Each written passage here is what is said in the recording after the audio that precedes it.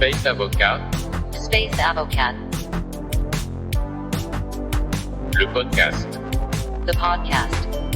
Hello everyone, this is the very first episode of the SPACEAVOCAT podcast in English, and for that I have the honor to welcome Deepika Jeyakodi.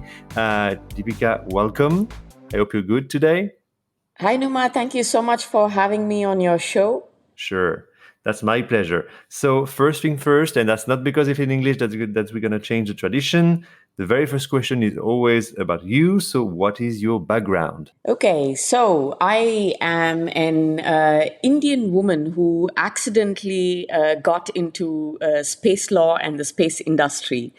I originally wanted to pursue a career behind the scenes in movies, so something creative, but then I chose to be a lawyer.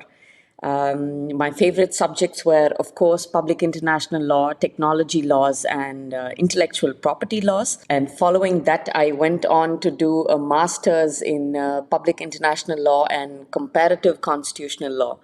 At some point, I decided I need to do a bit more justice to my favorite subjects.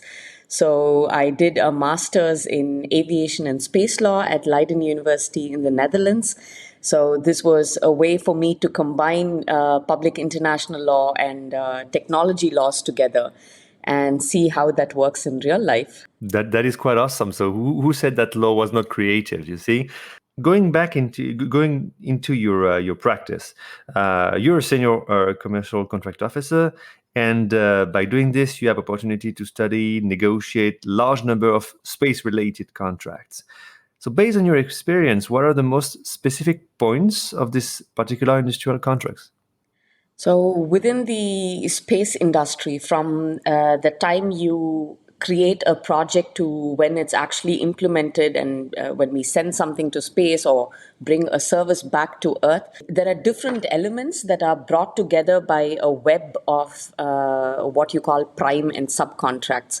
And these space contracts, they cover a wide variety of activities. So they can relate to manufacturing, supplying or delivery of different kinds of systems, components, structures, and even services that are used in space projects.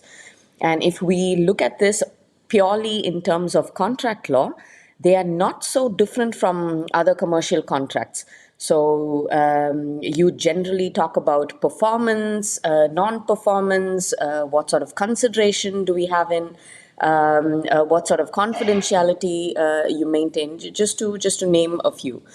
But what's special about space contracts is that the technical provisions, they feature quite high within this contract structure.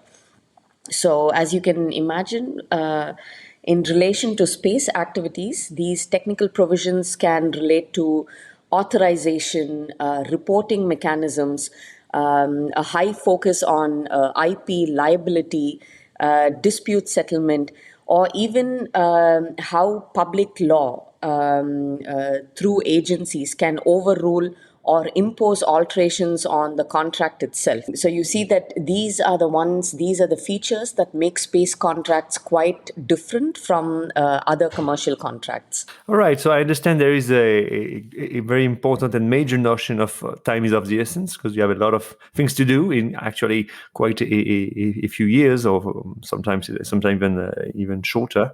So you have this notion of time, you have this notion of technicalities, and you have this notion also of public laws that you were mentioning. Mm-hmm. That leads directly to this new question about the more broader the regulatory constraints, because as we know, the space industry is quite heavily regulated because it is a strategic industry. It is very hazardous industry. Thus, as a commercial contractor, you have to take care of everything that is purely contract per se, the traditional things, the more technical things. But you have also this extra layer of authorization, which is which is by essence out of your hands. So how do you cope with that as a commercial negotiator?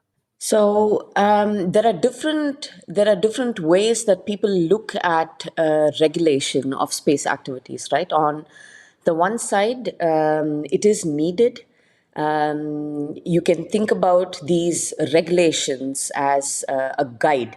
You don't have to think about them as restrictions or them against us, but they act as a guide to enable the activities that we do in the right manner.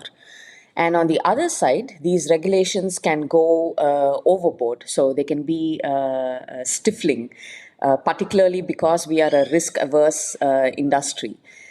Just to give you an example, sometimes if you are working on projects, the way a purely commercial entity would look at it is, okay, I need a certain solution to a problem. Whereas when you think about overly regulated spheres within the industry, so you could talk about involvement of agencies, or where there's a lot of public money that is being used, where also how you get to the solution is being regulated. So within contracts, it's as a contracts officer, you always need to see how you can find the balance between the both. So on the one side, you work with engineers, innovators, and so on, who are eager to provide a certain solution. And then on the other side, you have all these requirements which are sometimes useful and which are sometimes also just a hurdle that you have to cross. So it's always the fine art of balancing these two sides to find a path that is justifiable to both the regulators, but also the people who are doing the actual work, or the people who are closer to the technology. So that's mostly a question of balance of interest, and but how do you see the authorization layer coming up? I mean, like, do you plan this as soon as you sign the contract, or that is something that is discussed before the signing of the contract, or do you have like some sort of schedule of time? How do you merge that within the contractual life? So this depends on the kind of contract that we sign, because the regulation can also be of different kinds. So I can imagine that if it's a launch contract, it's quite different from a contract where you would be supplying a satellite or perhaps even a service. So the level of regulation that's already notified in these cases at an early stage before the contracts are signed.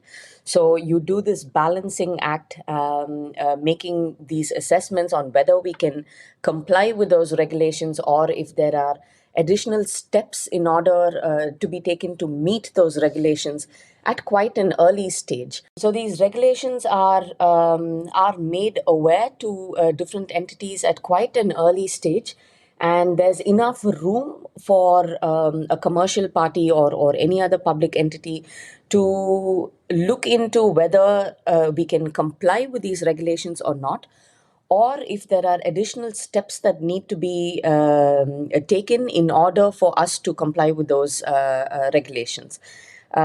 Just to give you an example, you can think about export control laws. You have different regimes that are applicable depending on the regions and the type of materials that you use within certain projects. And you see that in some cases, you would already figure out at an early stage that, okay, these are the sort of boxes that we need to check in order for us to fulfill this contract. Whereas in some cases, it could be that there is a sudden change in these laws. So then you would have to take steps to get to a position where you don't jeopardize the project, but you are also in compliance with those laws that have changed at that moment. This could be, for example, in terms of sanctions that are suddenly imposed and so on. So there's always enough room, and I think even then the regulators work with you to figure out how this can be resolved. So unless there's something that is really blocking, that really cannot be accommodated in any manner, you always see that the regulators are there to guide you as well. That's true what you said, because I really sometimes I see clients, they are a little bit afraid of the relation with their regulatory body, but that's actually true. There is some sort of partnership that goes in regarding space projects, and agencies are always keen to know what's going on here, but also they can help you to better comply with the regulation and to avoid any bad surprise, right before the launching or whatsoever. So I absolutely agree with that, and that this establishing this relationship very early stage is quite crucial for space projects. And talking about the relationship with agency, but also about the negotiation with new actors. As you know, as you're well aware, there is what we can call the legacy space, which are all these industries that used to be very historical within the development of the space segment. I'm talking about Airbus, I'm talking about Lockheed Martin, all these major companies that are here for a while, and now we see all these new ventures, these new startups, these new space actors. As a commercial contract officer for a legacy space, did you have any opportunity to negotiate with this type of new space actors? And did you find any difference? Did you find any interesting points to underline? Yes, I think we live in a very interesting time where the space ecosystem is very diverse. So you have different kinds of entities working within the space ecosystem. And when you are thinking about space as an ecosystem, you have to think about the different ways in which you negotiate with all these new actors, new and old actors, if I may say. And yes, there's quite a huge difference.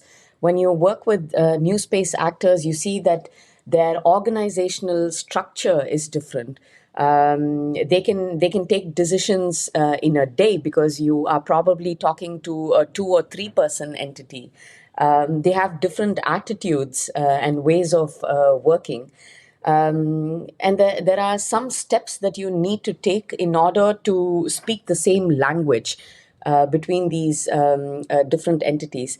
And again, it's something that we follow where we say, don't look at these parties that are different in a way where we say, oh, it's us against them. That never works when you engage in ecosystem thinking. Within my work, we take active steps to bridge this gap that we have. Because just because an entity is a new space actor, it doesn't mean that you treat them in a completely different manner where, they feel threatened or they don't feel welcome into a negotiation. So from a contracts perspective, what I work on with my team is looking at simplification of contracts using plain language instead of a lot of legalese. And this enables us to build a fair and transparent relationship. So you move from having transactional contracts to relational contracts. And this provides us with the ability to work with many parties who have different ways of working and different mindsets on how to approach a certain project or a problem even. So following up with this idea of relational contracts, how do you cope with this kind of a two contrary axis, which is one, accessibility to diversity of factors, but the other one is legal security, meaning that you need to have some sort of standardized language. So in case there is a jurisdictional or arbitrational disputes, there is a common ground of adjudication. So how do you cope with these two very different constraints? So I personally, I think it's a misconception or a myth even that people think if you use plain language in contracts, then it's not legally sound. I read recently when you talk about indemnifying, that can mean many different things in many different languages. And considering that your audience is predominantly French, we are all aware of how the word responsibility can mean different things for French native speakers and the English native speakers. So when you, I would rather say, spell out what the responsibility is so that it's clear between the parties on what the do's and don'ts are, rather than say, hey, you have the responsibility to fulfill everything in the contract. So that could also make a huge difference in how the contract is being used, because often what we do is, between lawyers, we sign a 100-page contract, and then we put it in the desk. But what would really help is that we get the project managers, the financial controllers, the business developers also use the contract as an operational tool. And this is especially important when we are working with NewSpace actors, because it's probably one person who's wearing several hats. And you see that it immediately changes the attitude of the startup as well, because then they feel there's mutual respect. It's not a David versus Goliath scenario. Yeah, that brings the very importance of definitions. I completely agree with you on the fact that, especially with industrial contracts such as space contracts, you have to, even if it's a purchase agreement per se, and there is a launch agreement attached to, that remains by essence somewhat of a partnership. And if the two parties doesn't really understand each other, that's going to be very complicated to live with that. Because I absolutely agree on the fact that when you sign a contract, signing the contract is the very first step. But after that, you have to live with it. You have to make the entire project according to it. And if you don't understand the very basic of it, that's going to be problematic. And that's why I especially emphasize on the fact that definitions are crucial. And that's the first thing that needs to be agreed on. Absolutely agree with that. Talking about a more specific field, which is also very important, especially for new space startups when they don't have consultants, lawyers, or dedicated staff. But there is always this notion of IP. And you have written in 2019 a book dedicated to innovation management. And that's, as I said, very important in our sector. But how does an emerging player can cope with this with limited capabilities at the very beginning of the journey? That's a good question. So I wrote this book. I wrote this book in a personal capacity, and my co-author had written about this subject 10 years ago. And what was interesting was, when I read her thesis, I thought this was still relevant today, because not many people pay attention to innovation management and think about intellectual property strategies. And you were right, Numa. An emerging player has limited resources, but this is a topic that needs to have priority, especially for them, because with those limited resources, you need to make the best use of whatever you set out to do. Whether it's attracting investors, getting a buy-in from other stakeholders in the ecosystem, taking a product or service to the market, or even working with the right partners, you need to have a strategy for how you will manage the innovation. And what we noticed is that often people tend to work on a technology or a product, and they think about IP only as a legal protection, where they say, oh, well, I file for a patent and then I forget about it. But an intellectual property is much more valuable than that. So you could treat it also as a tool in different kinds of negotiations. And that requires zooming out to think about the strategy, because again, innovation alone cannot survive by itself. It needs to be supported by economical, legal, and even in some cases a social perspective, where all of these have to come together in order to make that innovation successful. And you see that with some emerging players, just because they think, okay, this is a legal discussion that needs to be pushed to later, they might lose out on some opportunities. So a startup, compared to legacy industries, they would probably have one or two intellectual property things within their portfolio. And when you want to work with a legacy industry, it is likely that the legacy industry says, hey, we need to have some rights into your IP. And if you don't think about your strategy at the beginning, you risk losing your IP to such legacies. Or when you make use of public funding, how do you interface things that you develop with your public funding and things that you develop with your investors' money? So I would urge every emerging player to think about these things. Also from a strategic perspective. Don't look at intellectual property or innovation only as something that lawyers need to talk about at a later stage, but this is something that needs to be discussed at quite an early stage. And I would, as a lawyer, I think I can probably say this, I would also put the blame a little bit on the lawyers themselves because they seem to make this subject overly complicated while it's not. So this is also one of the reasons why I wrote the book, so that the subject can be simplified and you can see how that different industries, different players leverage their intellectual property in different ways to get benefit from it. Yeah, I agree with that. It's very important to have clarity about the agenda. That's always something I ask to my client. What is your goal on this? And too often I see at least sometimes, the notion that IP is an expensive thing that is most a constraint.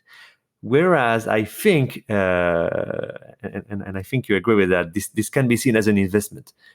Like you mentioned, patent is also an asset for a company.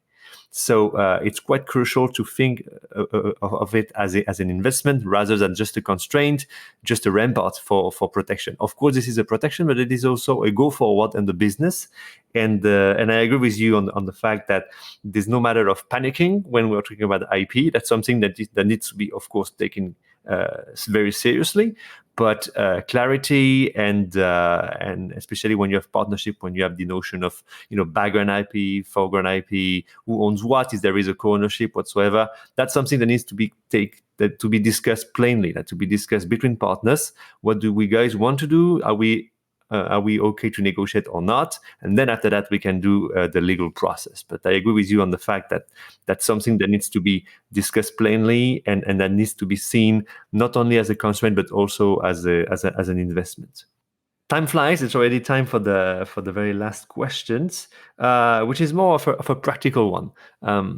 As your job is making a also relation between the purely legal concept and the and also your sales negotiators, your commercial person. For you, what would be your advice? Some sort of like the thing that a salesperson, which has no legal responsibility, especially in the NewSpace sector, what this salesperson should do in order to protect the company, especially the company intangible assets such as IP. What would be the right move when a salesperson is starting to negotiate with the company without the assistance of a lawyer first? What would be the first things to think before having a help on this side? I'm going back to using the word strategy. It's not my favorite word, but I insist on it again here. It's very important again to think about as an entity, whether you're a private, whether you're a startup or small enterprise or whatever it is, what you want to protect within your entity. What is core for your business? What will such protection bring? Or what could such protection stop you from achieving, and how you balance this out. And this doesn't have to be a discussion that needs to be had with a lawyer. Of course, having a lawyer helps, but this could also just be a discussion that founders of a startup have between each other. What is very core for their business? If it's a technology, a service, or even just one component within their whole product, which if revealed to others can jeopardize their whole business, then that is worth protecting. And on the other side of the coin, again, if this is not something that is going to jeopardize their business, why fight over it in a contract? So I really believe this is a discussion that a salespeople or business developer, whoever, can have with the people who are working closest to the technology or the service. And this is something you can do every day. The entire balancing act, this is something you can do every day. Your protection versus sales, that's not really mutually exclusive. They both can be achieved by adopting the right strategy. Just to give you a popular example to illustrate this, Tesla was defensively patenting their technologies until about 2014. And you see that after that, they started adopting a different strategy. They saw that their biggest competitors were not, in fact, other electric car manufacturers, but traditional car manufacturers. So they thought first they have to develop their ecosystem, which means whatever they knew, they needed to share with the others in the ecosystem. So they adopted a strategy where they said, okay, the patents are all freely available for the public to use, as long as they let Tesla know in good faith what they are going to use the patents for. And I thought this is quite interesting because on the one side, they are growing their entire ecosystem along with their business. But strategically, they are also gaining insight into what everybody else is doing. And they haven't stopped patenting things. They still patent things, but they also make them available for free to the public. So there are different ways in which different entities work with intellectual property, as I said before. And private entities, whoever they are, they need to think about what strategy is best for them.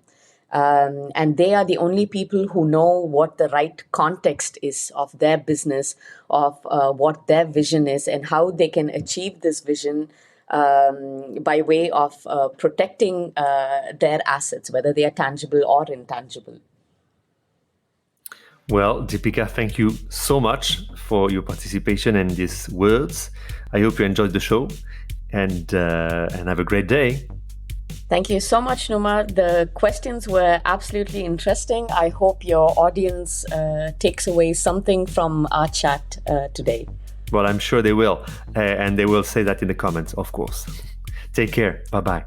Bye-bye. Si vous souhaitez obtenir de plus amples informations sur ce programme ou si vous avez besoin de services juridiques, vous pouvez contacter le Dr Numaisnar par courriel à l'adresse contact@numaisnar.com. If you want more information about this program or need legal services, you can contact Dr. Numa Isnard via email at contact@numaisnard.com.